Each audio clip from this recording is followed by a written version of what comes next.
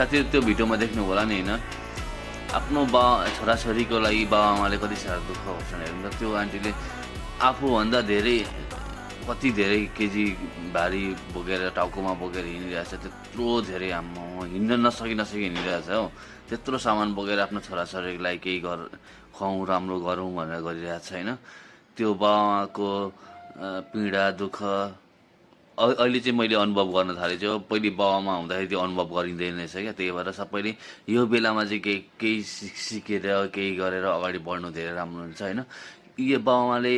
हुँदाहुँदै बाबुआमाले कमाउँदै बाबुआमा बिमारी भएर थला पर्नुभन्दा अगाडि नै केही कुरा तपाईँहरूले सिक्नु भने पछि गएर तपाईँहरू धेरै माथि पुग्नलाई बाटो राम्रो बन्न सक्छ हैन तर अहिले नै तपाईँहरूले केही नगरिकन केही बाबुआमा छ भने हाम्रो त खेल्ने कुद्नेको उमेर हो भन्दै बस्नुभयो केही सिक्नु भएन केही गर्नु भएन भने पछि गएर तपाईँहरूलाई धेरै गाह्रो हुनेछ है साथीहरू भन्दै आजको मर्निङ भ्लग यति नै अन्त्य गर्छु है भाइ भाइ।